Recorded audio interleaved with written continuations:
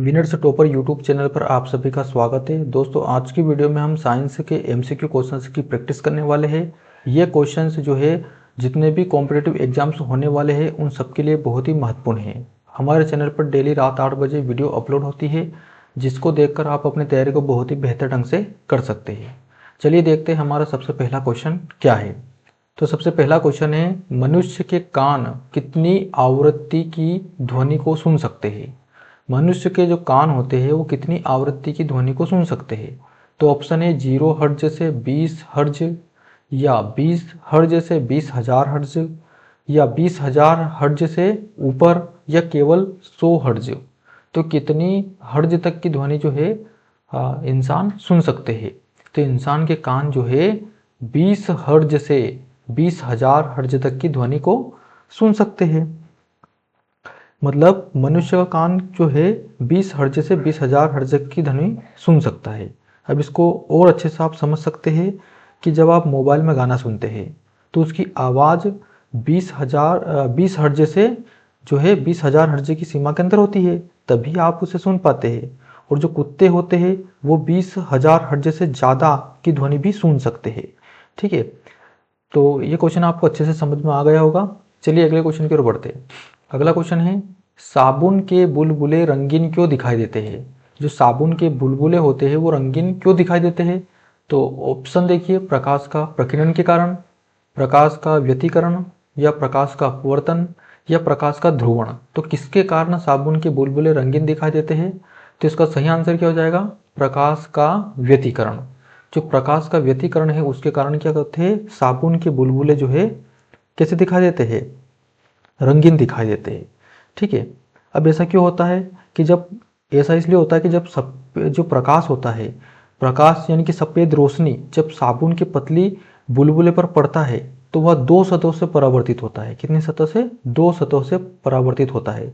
एक तो बुलबुले की बाहरी सतह से और एक बुलबुले की अंदरूनी सतह से। तो बुलबुला बहुत पतला परत से बना होता है। जब दोनों परावर्तित प्रकाश तरंगे आपस में मिलती है तो वे कुछ रंगों को तो खत्म कर देती है और कुछ और रंगों को बना देती है।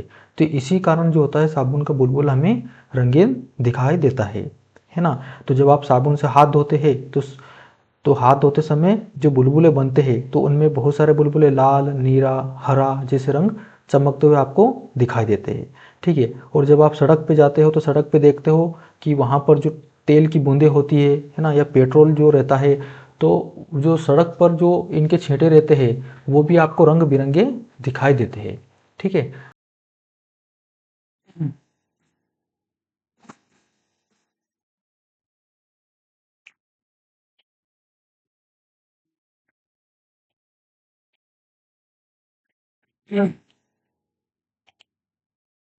चलिए अगला क्वेश्चन है हमारा, पृथ्वी पर पलायन वेग कितना है।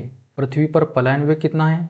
ऑप्शन है 9.8 किलोमीटर प्रति सेकेंड, या 11.2 किलोमीटर प्रति सेकेंड, या 42 किलोमीटर प्रति सेकेंड, या 7.5 किलोमीटर प्रति सेकेंड। तो पृथ्वी पर पलायन वेग कितना है, जिसका सही आंसर क्या हो जाएगा, 11.2 किलोमीटर पर सेकेंड। ठीक है, तो ये पलायन वेग क्या होता है तो इसको ध्यान से समझिए अब मैं जो आपको बताने वाला हूँ।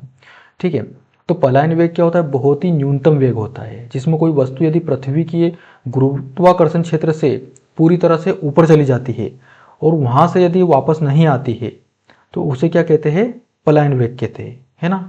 तो अगर और आपको मैं उदाहरण सहित समझाऊं तो इसमें क्या होता है, जो हमारी जितने भी इंडियन स्पेस रिसर्च ऑर्गेनाइजेशन यानी कि इसरो की एजेंसी है, उसमें क्या होता है, जितने भी उपग्रह होते हैं वो अंतरिक्ष में भेजते हैं। तो और जो रॉकेट होता है, रॉकेट को भी इतनी ही अधिक गति दी जाती है कि वह पृथ्वी के गुरुत्वाकर्षण को पार कर सके।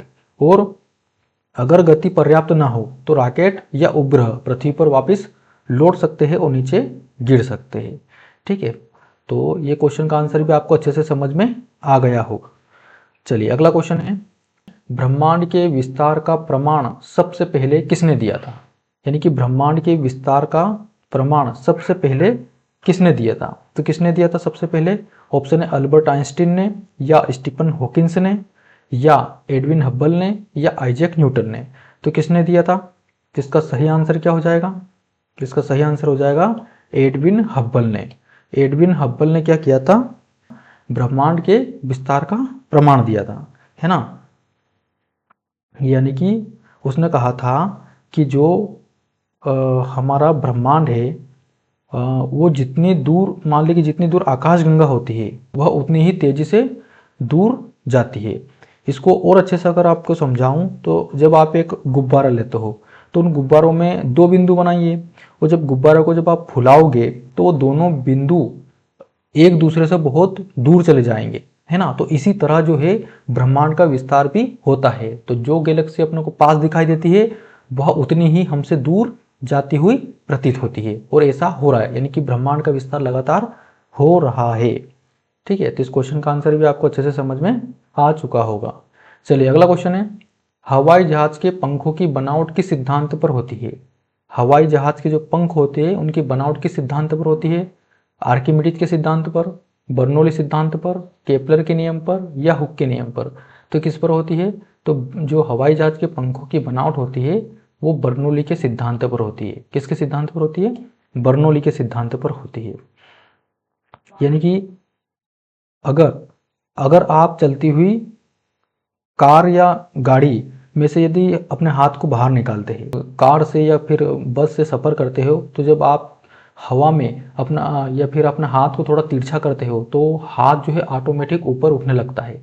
तो ये सेम टू सेम ये हवाई जहाज के पंखों की बनावट भी उसी सिद्धांत पर कार्य करती है। ये बर्नौली का सिद्धांत होता है। ठीक है, अगला क्वेश्चन देखिए, ब्रह्मांड का लगभग 27% हिस्सा किस रहस्यमयी पदार्थ से बना होता है। जो ब्रह्मांड का 27% हिस्सा है वो किस रहस्यमयी पदार्थ से बना होता है और हमें दिखाई तक नहीं देता है ना। तो कौन सा, डार्क मैटर, व्हाइट ड्वार्फ, या कॉस्मेटिक डस्ट, या नेबुला। तो कौन सा आंसर इसका सही है, तो इसका सही आंसर क्या हो जाएगा, डार्क मैटर। डार्क मैटर जो है ये एक ऐसा पदार्थ है जो हमें दिखाई नहीं देता है, लेकिन जो ब्रह्मांड होता है वो 27% इसी से बना होता है ना। मान लीजिए कि आप हवा को नहीं देख सकते हैं, लेकिन जब पेड़ को हिलाते हैं तो आपको हवा का पता चलता है कि हाँ हवा चल रही है या हवा यहाँ पर मौजूद है। और ठीक उसी तरह डार्क मैटर दिखाई नहीं देता है, लेकिन उसके गुरुत्वीय प्रभाव से वैज्ञानिक जानते हैं कि ये मौजूद है। ठीक है, अगला क्वेश्चन देखिए, परमाणु घड़ी में किस तत्व के परमाणु का उपयोग किया जाता है। जो परमाणु घड़ी होती है उसमें किस तत्व का उपयोग किया जाता है। ठीक है, रेडियम का, यूरेनियम का, सीजियम का, या थोरियम का। किसका यूज़ किया जाता है, तो इस क्वेश्चन का सही आंसर क्या हो जाएगा, सीजियम का। सीजियम का यूज़ किस में किया जाता है, परमाणु घड़ी में किया जाता है ना। परमाणु घड़ी में इसका यूज़ किया जाता है। यानी कि जब आप मोबाइल फ़ोन या जीपीएस सिस्टम को देखते हैं तो जीपीएस उपग्रहों में भी परमाणु घड़ियाँ लगी होती है, ताकि जो स्थान हो या लोकेशन जो हो उसकी सही जानकारी मिल सके, है ना। अगला क्वेश्चन है, ब्रह्मांड के सबसे ठंडे पदार्थ की स्थिति को क्या कहा जाता है। ऑप्शन है प्लाज्मा, ठोस, या बोस आइंस्टीन कंडेंसेट, या तरल नाइट्रोजन। तो क्या कहा जाता है, तो इसका सही आंसर क्या हो जाएगा, बोस आइंस्टीन कंडेंसेट। ब्रह्मांड के सबसे ठंडे पदार्थों को क्या कहा जाता है, बोस आइंस्टीन कंडेंसेट कहा जाता है।